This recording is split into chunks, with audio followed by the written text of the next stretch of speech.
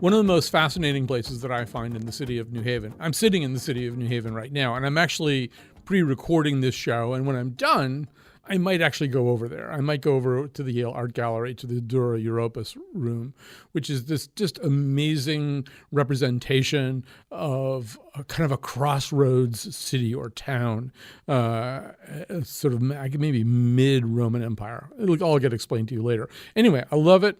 And I learned a lot from visiting it. I go there a lot. I learned about Palmyran culture, so that when I discovered that ISIS was despoiling Palmyran culture, I right away understood a little bit about what that meant. But one of the things that I haven't thought that much about is what all those antiquities were originally when they weren't antiquities, how they got to Yale, and whether anybody wants them back, whether maybe New Haven's a better place for them, considering what ISIS is doing these days. All these are very, very pertinent and pressing questions, and they are very much what we will be talking about today. We're talking about the status of antiquities and the notion of repatriation, and we've got terrific guests. This is all the brainchild of our wonderful intern, Carmen Baskoff, who came up with this idea. And so as we go along, you'll be meeting different people who have different positions on the continuum of what we're talking about right now. But let me begin by introducing a few people for the first segment here. We'll be talking to Leila Aminadoleh, who is an art and cultural heritage attorney and professor of art and cultural heritage law at Fordham University and professor of art crime law at NYU, and Amer El-Azam, an associate professor of Middle East history at Shawnee State University in Ohio, and the former director of scientific and conservation laboratories at the Department of Antiquities and Museums in Syria. We're going to begin with these two guests because we want to begin with something that you've seen in the news. This summer, U.S. attorneys in New York's Eastern District filed a civil action against crafts giant Hobby Lobby that led to a $3 million fine imposed on Hobby Lobby by the Justice Department for smuggling Iraqi artifacts into America. So, Leila, first of all, welcome to both of you, Leila and Amer. And Leila, I'm going to ask you to maybe flesh out our understanding of this case. First of all, what did Hobby Lobby even want with Iraqi artifacts and antiquities in the first place? Well, the owner of Hobby Lobby is a major collector of antiquities, and particularly objects that are from the biblical era. And Hobby Lobby will be opening a museum down in Washington, D.C., expected to open in November, and that will be the Museum of the Bible. So I think that one of the motivations behind the purchase of these objects is its connection to the retelling of biblical history, or telling the story of biblical times through the lens of Hobby Lobby's agenda. Right. Well, no, I mean, I could decide tomorrow that I was going to open up my own museum that involves some kind of artifacts. And I suppose with my vast wealth, I could begin buying them one way or another or getting them. But I'm also assuming there actually are codes that I would need to follow, federal laws that I would need to follow, international laws I would need to follow, and other kinds of due diligence. I mean, you can't just sort of decide one day you're going to be a collector, even for public exhibition of antiquities, without knowing stuff. Am I right? Yes, it's true. It's illegal for anyone to buy objects that are looted. Collectors should be doing their due diligence. They should be following some standards when acquiring objects. However, those standards aren't necessarily very clear. It's hard sometimes for collectors to determine where objects actually do come from, and that's one of the challenges with antiquities. Antiquities, at least looted antiquities, are found from the ground without any history, without any provenance, which is in ownership history. So when there are objects with unknown backgrounds, it's really hard to determine where the objects have come from, if they've been exported properly, imported properly, whether there are permissions to remove those objects from their country of origin. So there are laws that regulate antiquities. However, the antiquities market is full of challenges because it's hard to determine where objects come from, when they were excavated, if they were excavated properly. So there are pitfalls for collectors, and some attorneys do, and me included, we do advise collectors on how to appropriately research objects before purchasing them, but unfortunately some collectors don't follow those guidelines.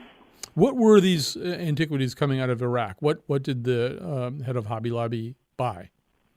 He bought thousands of objects, cuneiform tablets, mostly smaller objects, I would say more minor and common objects. So he wasn't bringing in multi-million-dollar sarcophagi, valuable bronzes and statuary, but rather objects that were somewhat common. And when you have common objects, they're harder to trace.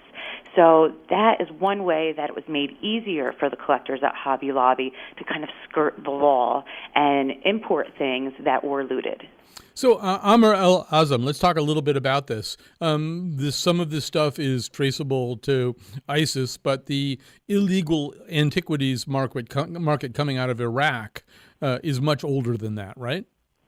Yes, and in fact, we have to say that the specific collection that Hobby Lobby or group of artifacts that Hobby Lobby did acquire predates ISIS, so ISIS is not really an issue here. However, they were most likely, because we know they came from Iraq, they were most likely part of the looting events that occurred right after the invasion of Iraq by the U.S., and we know that various groups, including Al-Qaeda, who were involved in a very bloody insurgency against us and against other Iraqis, were benefiting from this looting. So it is possible that some of those objects, as they were acquired, may have also somehow allowed funds that were paid to eventually filter down to groups like Al-Qaeda.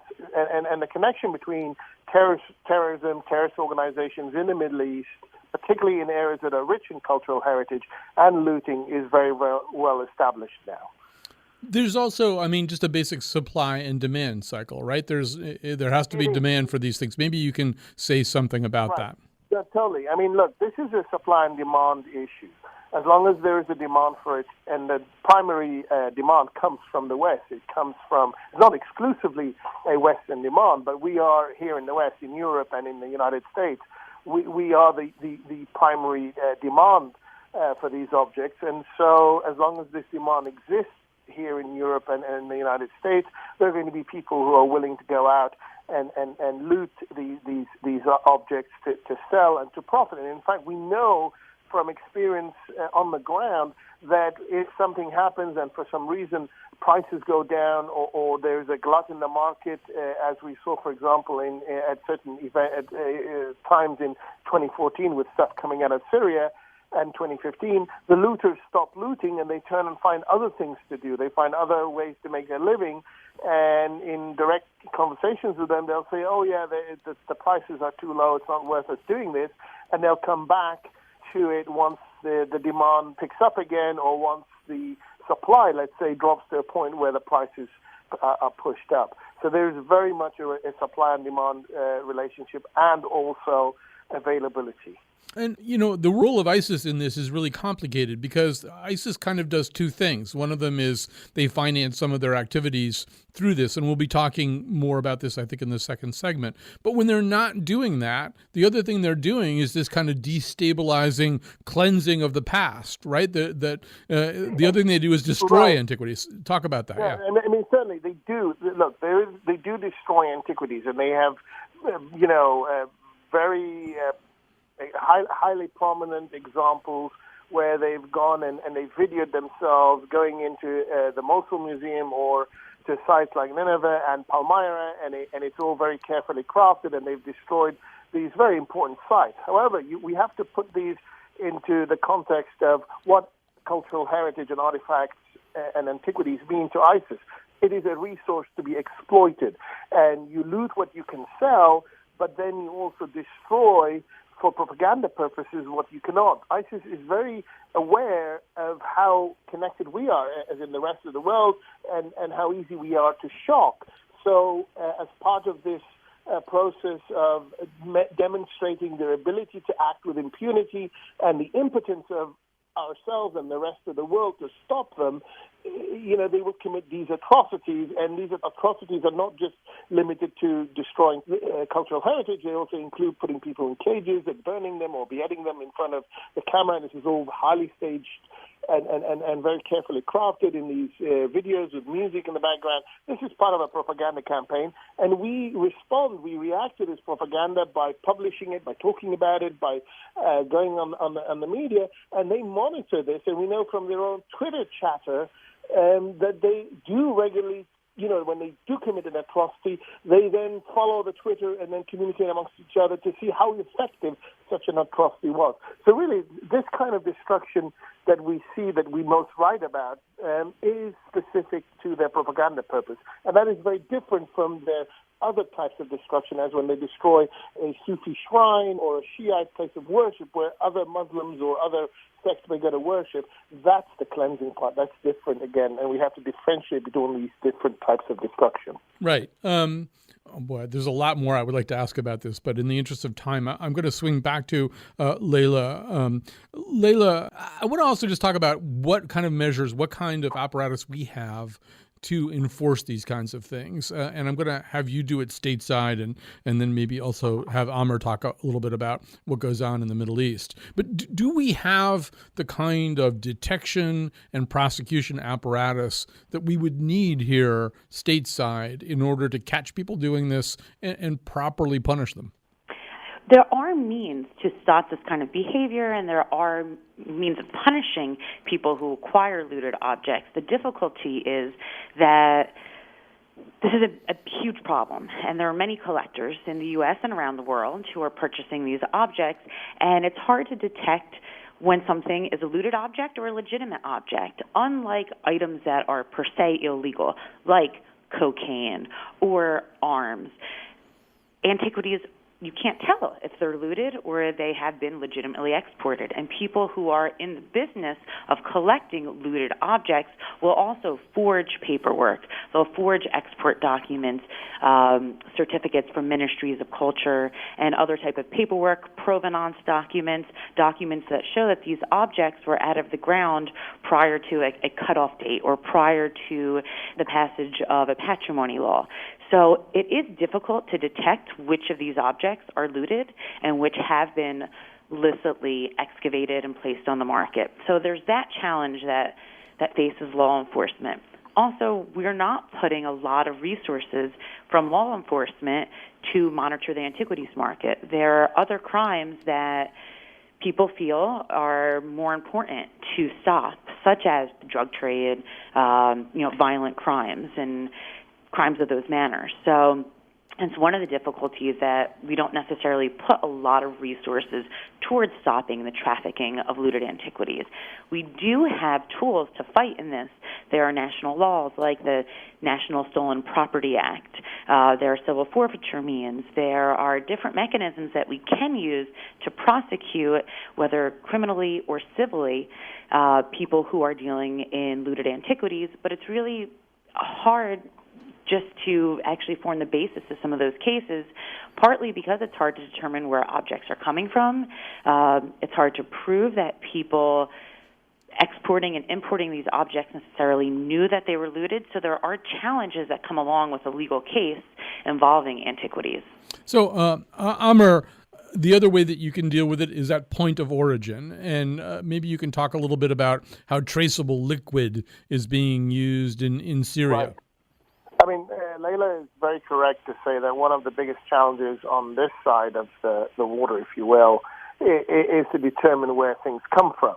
And so in order to help us in this fight, recently there's been a new instrument or tool, if you will, in our arsenal, and this is something called smart water. Smart water is this liquid polymer. It's clear, and it relies on nanotechnology. It's inorganic, so you can't lyse it or destroy it like you can with genetic fingerprinting. But in effect, it acts as a genetic fingerprint. It provides a unique signature once it's applied to an object or item. And what we found, in fact, at our university here in Shawnee State, as well as in Reading, working in conjunction with the company that manufactures smart water, we've been testing it on a number of different materials, substrates, and we found it to be extremely safe. Where we've run standard sort of Audi tests and enhanced Audi tests on it. And now what we've started to do is spray items and objects wherever we come across them back in Syria, in our case, And I believe that this will soon be also applied in Iraq and possibly even to places like Libya, where we have a serious problem with looting and that connection with terrorism as well. And essentially, with smart water, what you can do now is that if an object shows up and it has been sprayed with this smart water stuff, it's actually invisible. You can't see it with the naked eye. But if you shine an ultraviolet light on it, an ultraviolet beam, it will light up literally like a Christmas tree. And if you were able to see that, it would just go this glowy green. In the end, once you switch off the light, it's clear. And if you spray items or mark items, essentially, from the Middle East, then we can prove that, most importantly, they came from a specific place and that they were looted rather recently, as opposed to as perhaps any fake paperwork or otherwise the seller or the dealers are claiming. And this is a huge advance in our ability to protect cultural heritage in these parts of the world where it is under threat.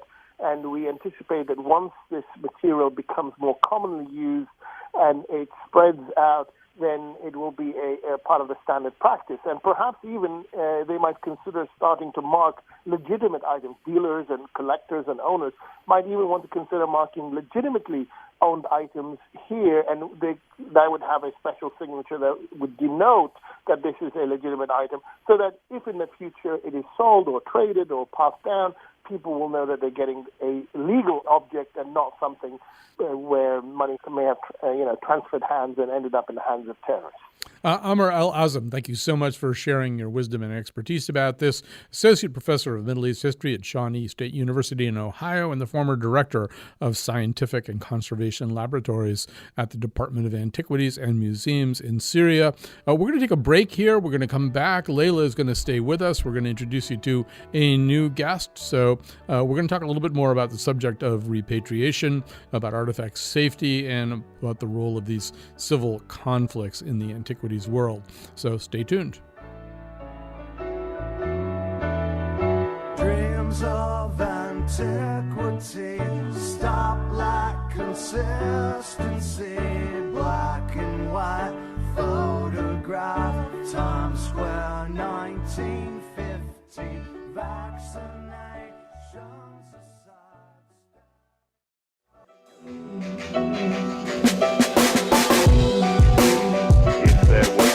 a civilization that looks like a soon-to-be-lost civilization, then that civilization is ours. We're back. We're talking about antiquities and what happens to them. Still with us is Layla Aminatullah, an art and cultural heritage attorney and professor of art and cultural heritage law at Fordham University, professor of art crime law at NYU. Joining me in studio is Stefan Simon, director of the Global Cultural Heritage Initiative. He was the inaugural director of the Institute for the Preservation of Cultural Heritage. So I guess, Stefan, since you're new to this conversation, I want to begin by getting your perspective. How much of a difference in this problem has the current level of conflict in the Middle East made? In other words, how much has it worsened as a result of destabilization in Iraq, in Syria, in Libya? Let me first add that I'm at Yale University. Oh. Cultural Heritage Initiatives at Yale. Oh, I wouldn't want to leave that here out. in New Haven. But I would say the attention to this issue of looting and illicit traffic has grown considerably through what happens in the Middle East. In essence, we have something which happens all over the world. It happens in Africa, in South America, in Asia. Looting and illicit traffic is something which, at least since 46 years since the UNESCO Convention of 1970, the international community wants to address, but honestly has failed. And we actually see now looting going on a semi-industrial scale in the Middle East. And maybe the awareness, yes, through the conflict, through the media has increased over the past years. So, what's happening here is multi-purpose, right? You have, on the one hand, ISIS and other kinds of organizations financing their operations by looting and selling these antiquities. But it seems to be also, and if we'd had more time in the previous segment, I would have asked Amr about this too, there's an attempt to destroy national identity, I assume, like national and cultural identity. If you want to impose the notion of the caliphate, then you don't care about Syrian artifacts or Iraqi artifacts. It actually is to your advantage if all that stuff kind of goes away, right? Yeah. I mean, the idea of the destruction of the other is also not something really new, and I would be, reluctant to focus too much on ISIS in that, because, ISIS is one player in the game, and we should have no doubts that the moment ISIS is left, somebody else will step in.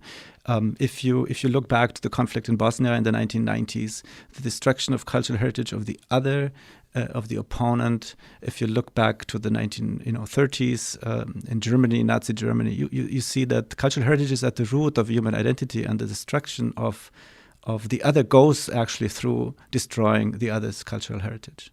So in light of all that, Leila, I mean, one argument that can be made, I think I know how everybody on the show feels about it, but one argument that can be made is that some of our understandable concern about prior sort of imperialistic looting or possessing or in one way or another getting a hold of antiquities from other parts of the world and relocating them in American or British museums. I mean, when the world is unsafe, you could make the argument that these are good places for some of these antiquities if they're going to be destroyed or looted or not well handled. And we should quickly say, too, that people who are looting things they're not curators. They don't take good care of the things that they're looting. Sometimes also, if they're about to be apprehended, they've been known to throw, incredibly rare Roman statues over the side of a boat. This happened in the 1990s in order to avoid detection or melt it down or something like that. So, I mean, is there an argument for, well, maybe some of this stuff is safer in a museum somewhere in the West?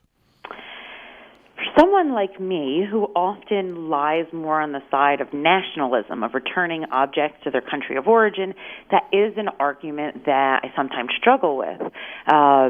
We don't want to see objects being destroyed. So I think there is an argument for stating that, well, we'd rather see them in a safe place. However, that being said, I think we have to be very careful about what a safe place is. I still don't think there's any role for private collectors to be going in and purchasing objects that were looted, because private collectors are not researching objects, displaying them for the public. Sometimes they're not capable of caring for the objects properly. I do think there may be a very limited role for museums to take in objects, not long-term ownership, but perhaps to take an object on loan. And there was a program that was passed by the AAMD, the Association of American Museum Directors, and back in, I think, late 2015 or early 2016, they put forth a program, the Protocols for Safe Havens for Works of Cultural Significance from Countries in Crisis. And basically it allows museums to come in, take objects that are in danger of being destroyed, register them onto an object registry, and keep those objects on loan. So title never passes to the museum. The museum can never own those objects, but they're safeguarding them until the objects can be returned safely. That opens a whole other can of worms. When can we return objects safely? When do museums feel like they should be returned? And I think those are problems that could come up, that will arise later on down the line when objects should be returned. But I think there's a role for museums to keep objects safely, but I think it's also really a very slippery slope. Where do we draw the line on where objects are unsafe, where they are safe? So it is a very tricky question, and I understand the concern about saving objects that are in danger of destruction, but I hate to see that being used as an excuse for collectors to purchase looted objects. Right. And not every object that's in a museum that could be possibly disputed or ultimately sent back to its place of origin is looted. I mean, they're acquired in all kinds of different ways. And so, Stefan, I mean, just the very first phrase that Leila used about being sort of nationalistically oriented, is that your overarching philosophy too, that all things being equal, the best thing that can happen to something that is sitting in some place other than its place of origin is for it to get back to its place of origin? Yeah, I think I can feel a lot with what Leila has just laid out. I wouldn't call that actually a nationalistic approach, but I think it's very timely, and maybe it helps a little bit looking in perspective back to history. I want to give you one example, not going back to Titus, when he like took everything from Jerusalem in the first century, but to Napoleon, who came to Germany and took the collections from Germany back to France. It was with this idea that, there's Dominique Vivant de Nantes, the chief curator of the Louvre, said, in all these drawings of the early 19th century, shown with glasses, with a microscope, he is the one who knows art. He's the one who understands it, and he's taking this art, whether it's the Quadriga of the Brandenburg Gate, whether it's the painting of the Fridericianum in Kassel, take it to the Louvre for the world to enjoy and learn from it. That is kind of like only the person who understands it, who is the smart guy, can use that. And we still have that today, 200 years later, and the smart guys are here in the Western museums. And I think we are lacking at the table. In this discussion, we are lacking those representatives of the country of origin. I have never heard, personally, a call for a safe museum, a safe haven from Syria or from Iraq. I haven't heard it. I may be wrong, but the moment there would become such a call, I think one should take it seriously. But if it just comes from the Western museums, it's not enough. Although, oh boy, there's so many ways. First of all, it's a great point that you make that the Louvre, to a certain degree, is a museum of conquest. I mean, they gave back a lot of this material to Germany very soon. Yeah. But it's also the case. I don't know which of you, or maybe ultimately in the third segment, Lisa can say something about this. It's not unheard of for, particularly now that there's, I hate to call it a vogue, but there's certainly since the 1980s much more of an awareness among museums that maybe some of this stuff should go back. Sometimes at the initiation of museums, there are conversations about getting stuff back. It's not unheard of, right, for the people at the locale to say, well, actually, we went to your museum. It looks like you could take care of it pretty well, maybe better than we could. I'm not just talking about Syria and Libya, but like a lot of times the people look at a museum and say, those human remains or that incredible statue, you do a good job with it. You can keep it, right? Definitely. And there are examples where cultural heritage is preserved in collections which has been extinguished in the countries of origin, of course. But I would still say that actually the situation didn't really, or the discussion didn't really develop much. If you go back like 40 years, the University of Pennsylvania had this request to call for a pedigree for everything which enters a collection. I think over the years, also in this country with the AMD and others, we were about to weaken the standards, and that's, I think, I'm convinced that this is one of the reasons why we're not very successful in even slowing down the process of looting and illicit traffic. We have now, again, I said this before, we have a situation which is worse than it has been 10 years ago, and we have to really think about how to address this with all the United Nations Security Council's resolution, with all the international activities. I think we should do more emphasis, and Leila rightly pointed out that the resources in law enforcement, that's a big issue. Belgium just closes its department. In Germany, it's just a few people. Restructurization in London at the Scotland Yard. So I think that those are all arguments to make that we have to think why we are not addressing this issue. And of course, the aim to possess something, the collectors, sometimes called collectors are the real looters. Collectors need to be made aware that what they do by purchasing antiquities from the Middle East is actually fueling crime and violence, not only ISIS. Also, this money is not going to be used for schools and kindergartens. And I think that is an important point to make, and that's what we are working for. So let's set the illicit looting and the illicit activities aside for a second, Leila. I want to ask you a little bit more about the overarching philosophy that things should go back to where they started out, which it makes sense to me, but I feel like I have to, pretend anyway, or be this devil's advocate, or pretend I'm Tiffany Jenkins or one of the people who sees this the other way. So the other argument would be that ultimately, if half the Elgin marbles are in the British Museum and half of them are in Athens, that's a good thing, and that encyclopedic museums are good as opposed to monocultural museums. That ultimately, if you go to Egypt and the museum only has Egyptian stuff in it, that ultimately maybe is potentially boring, and that we don't learn as much about each other if things aren't kind of put in different places. What's your reaction to that? Oh, so many reactions. Well, I want to step back, just one step, and then I'll get to the Parthenon marbles in particular, because it is an issue I feel very strongly about.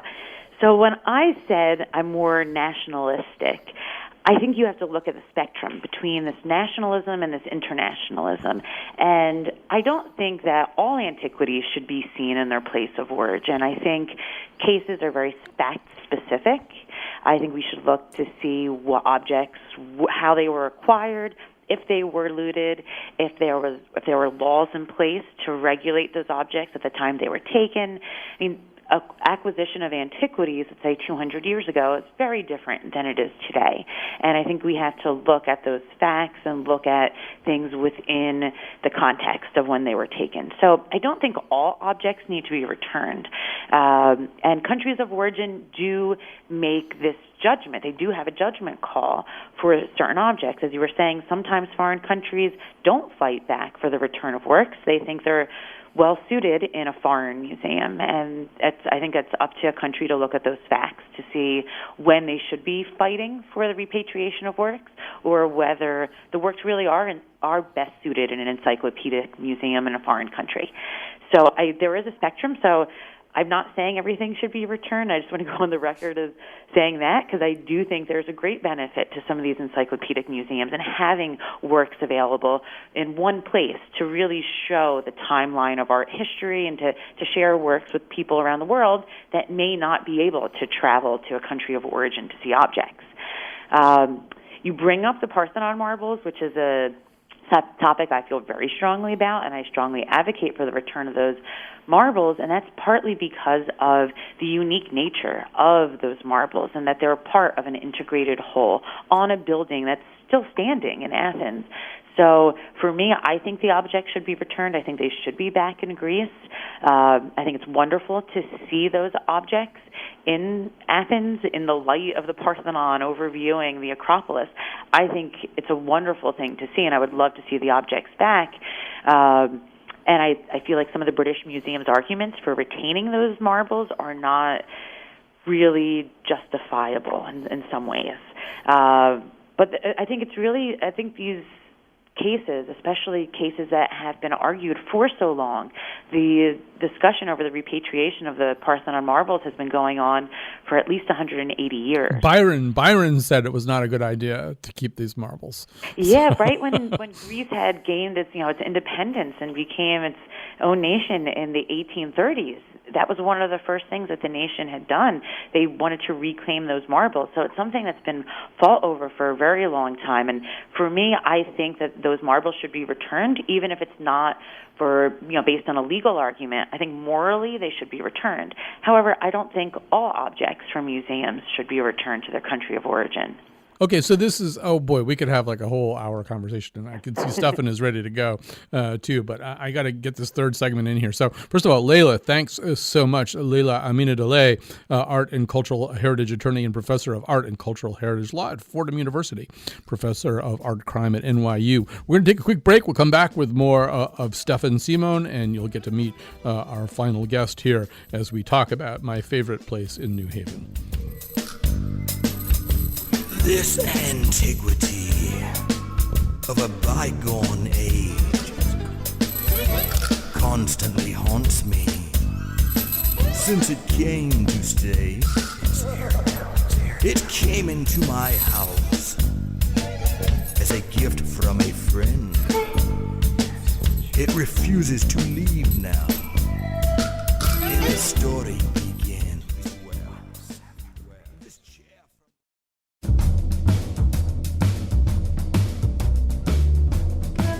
Today's credits are printed on an ancient papyrus. Can I keep the papyrus? No, I really want it. Today's show was produced by Carmen Baskoff with help from Jonathan McPants and me, Kyone Wolfe. Amanda Fish is a mummy and has been returned to Egypt. The part of Bill Curry was played by Harrison Ford. On Friday, The Nose is live from New Haven with a conversation about The Big Sick. That's a movie. And now, back to Colin. So here in our third and final segment, Lisa Brody, Associate Curator of Ancient Art at the Yale University Art Gallery and creator of the Dura Europus exhibit. Also with us in studio is Stefan Simon, Director of the Global Cultural Heritage Initiative at Yale University and Principal Investigator of Project Anka. Is that how you say that? Okay. So Lisa Brody, I love this room at the Yale Art Gallery. I go there like as much as I possibly can, but I probably don't even completely understand what it is that I'm seeing there. Maybe you could say, what is Dura? What is this exhibit? So Dura Europus is an archaeological site, an ancient city in what is today Syria on the banks of the Euphrates. And Yale University was involved in a 10-year excavation campaign in the 1920s and 1930s. It was a collaborative project together with the French Academy of Inscriptions and Letters. So at the beginning of that campaign, an agreement was reached as far as the distribution of the finds from each season. At that time, Syria was under French mandate. So we actually have in our excavation archives a copy of the agreement, which is known as a partage, a sharing of finds. And it was decided that the fines would be equally split. So half of the fines from each season would go to Yale, and the other half would actually remain in Damascus as the French share. So we have at the Yale University Art Gallery a collection that numbers about 12,000 objects, artifacts, and works of art, as well as the excavation archives, photographs, drawings, field notebooks, artifact registry from those seasons. So it's an incredibly important resource. The artifacts themselves have been in the collection of the gallery since they were discovered in the 20s and 30s, and many of them have been on view ever since, for the most part. But this room now, that's a newer thing. Yeah. And let me just say that there's a thrilling sense of being sitting at an ancient crossroads, essentially, that you have Jewish culture, you have early Christian culture, you have Mithra worshipers who I think were your Palmyran archers. Yeah, I mean, really, there's this standing in that room, I really do feel like I'm at this really interesting historical fulcrum. Yes. So that room, which opened in 2012, is the first time that Dura has gotten a dedicated gallery in the museum, which is really exciting. And that's exactly what you expressed is exactly what I hoped people would get out of it, the feeling of being in an ancient city. And what is important about Dura historically is this multiculturalism. Dura was not a particularly important city in antiquity. It wasn't Palmyra.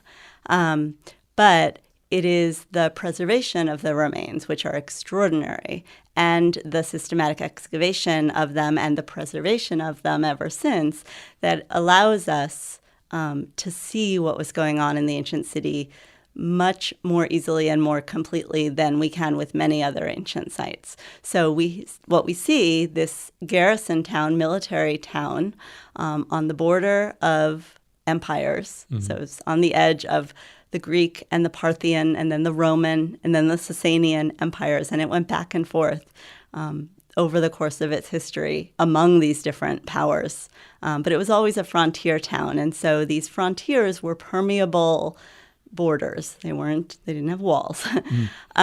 So we get, and what we see archaeologically is a very multicultural site. So artistic forms, languages, occupations, and then religions, which is what people get really excited about. The fact that we can see archaeologically that within a few years, we have the very earliest securely datable church, one of the earliest and best preserved very elaborate synagogues, and actually about a dozen pagan temples that are themselves a mixture of Greco-Roman and Near Eastern divinities, one of these being Mithra. So we get this really exciting mystery religion. Right. And so, Stefan, one day I was in there and There was one of the people in the blue blazers, I don't know, they're security guards, whatever you call them. It's a security guard, young Latino woman from this community. She might be from Hampton or New Haven, I don't know. She and I fell into a long conversation about this. So she works at the museum. This is also the first museum she ever visited in her life. That's her experience. That's her entry point. And I thought, this is so thrilling, that this is her experience, and look what she's looking at, and she clearly understands what kind of room she's in too. So to me, that's the argument for some antiquities coming to other places. I don't know. How does that sit with you? Yeah, I totally agree. I mean, similar as Leila has said it before, I also don't think that, there's a natural right for antiquities to return to their place of origin, especially since borders kind of shifted over the past 2,000 years, right? You don't really know where this border was. I also would say that museums are a wonderful place where objects can be activated, can become an active role as a even like an ambassador for a culture, for a time period. Definitely. I only want to make one comment of this, like really iconic objects, these big ones. We shouldn't underestimate the memory of nations. It goes very, very long time. The Napoleon I already mentioned. You have examples like that from China. The looting of the Summer Palace in Beijing, 1860, after the Opium War, by the French, by the British, is a story which every child knows. Where Jackie Chan now makes successfully a film about it, right? Chinese Zodiac 12. This memory is not gonna go back. It doesn't go back for Nefertiti in Berlin.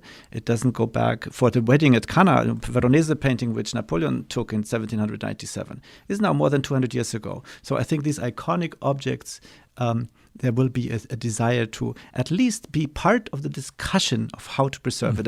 And when Lisa mentions the synagogue, I have been actually seeing the synagogue paintings in the Damascus Museum a few months ago. And I was really impressed by the security measures, by the conservation, which is done by the colleagues of the Syrian colleagues of the Department of Antiquities. And I think objects need to be reactivated, need to be studied together. Then actually the place where they eventually reside becomes probably a secondary issue. I think the most important is the knowledge. Is everybody in the world pretty happy with the way these things are in New Haven? I mean, there's nobody asking for them to go anywhere else, right? No, that was something that resonated, what you said. Not every country asks for things back. And people ask me that all the time. Has Syria ever come to the gallery and requested that the objects be taken back? And no, the answer is no. Whether it's because they're very happy they have the synagogue paintings and, thousands of other objects and they don't want more, or, obviously now they've got the country has other things to worry about. As far as is everyone happy, we as a museum have gotten very strong positive feedback on this. We're free and open to the public, so people come in all the time, see a room here, a room there, and it's been great. There are always people who want something different highlighted or some slightly different display. So, well, the other part of this to me is that the other thing that moves around are people. It might have made sense for a museum in the United Kingdom to have like mostly Turners and stuff like that. But there's a lot of South Asian people in Britain right now. So, I mean, the notion anyway that everybody who's Syrian stayed in Syria and is, well, you can pick that up and run with it. Well, just on that, along those lines, I'll never forget, I was in graduate school in New York City and I was in the Met one day and I saw a school group from Astoria, Queens, so primarily Greek and Greek American kids. And I could overhear them as I was wandering around saying, this is my heritage. And they were amazed. And they hadn't, maybe some of them had never been to Greece themselves. They were first or second generation. But there's definitely, as the conversation has been going up to now, it's a complicated issue, this one of encyclopedic museums, and looting makes it more complicated. And most museums, certainly including the gallery, would not touch anything now that has any suspicion of having been looted, because it does fuel the fire. It does, encourage this. I'll also say that the issue of looting in Syria You mentioned the complication with ISIS, and there's the desecration of cultural history and also looting to fund their activities. There's also looting by other individuals in Syria, and that seems to be where the destruction of Dura Europos is happening, that local people trying to feed their families. And so there are a lot of different levels. We're back a little bit to supply and demand, too, which was where we started out. All right, so Lisa Brody, Associate Curator of Ancient Art at the Yale University Art Gallery and Curator of the Dura Europos exhibit. If you haven't been to this and you live anywhere near where I'm sitting right now, well, I mean, just leave where you are right now and go. It really is an amazing place. Don't all go at once, though. That would make a bad situation. All right, thank you so much. I've got a few minutes left with Stefan Simon, Director of the Global Cultural Heritage Initiative at Yale University, Principal Investigator of Project Anka, which we're going to tell you about in just a second. I want to come back to these iconic objects because, okay, so I'll switch sides here. I mean, one way for Americans to understand something like this is imagine one of our foundational documents, you know, the only copy of the Constitution or the Declaration of Independence was in Hamburg or Lagos, Nigeria, or something like that. And then some radio host like me was saying, well, that's pretty good because people in Lagos can find out all about American democracy. That's pretty good. I'm guessing that's not going to wash that well, right? Exactly. That's a very, very nice example, which we often forget to look at if we forget the perspective of the other eye, of the other side. That's exactly what the Chinese students feel when they see, you know, the looted objects from the Summer Palace. That's what my friends in Tanzania see when they see all these dinosaur bones in Berlin in the National History Museum, which come from there, right? And they say, what do our children actually learn from these huge dinosaurs? And so it comes down to the question of access, and it comes down to the question of how to share this access and who is actually putting up the rules. And I think what we need to do is to make this more in a better equilibrium and to just not forget the other perspective, because I can totally understand. It's already the same is for Germany too. You know, Mm-hmm. I always mention this example of the Gutenberg Bible, the only one remaining, which is then in the National Archive in Lagos in Nigeria. How would I feel about that? So All right, so we have a few minutes left. We should talk about Project Anka. Explain this to people. Well, Anka comes from the Arabic word of phoenix, and it has been, with all this destruction in the Middle East, especially in Syria, in the past years, we thought we should do a project which is a collaboration with ICOMOS. This is an advisory body to the World Heritage Convention, an international organization, an NGO in Oakland, California called SciArc, high-tech people who can do all the digital stuff, and the Department of Antiquities in Syria, the DGAM, to document endangered cultural heritage in the country, but also to build the capacity among the next generation of those who will be in charge of this heritage. And it's not so easy. I have taken quite some heat for traveling to Syria and discussing with my colleagues. But honestly, this is a country that this Department of Antiquities, many people have heard about Khalid al-Assad, who was decapitated in 2015 August by ISIS. More than 10 people died in the line of duty. I feel, first and foremost, our responsibility to support those people who defend cultural heritage on the ground, to really support them in that, training them, helping to document it, make this documentation accessible.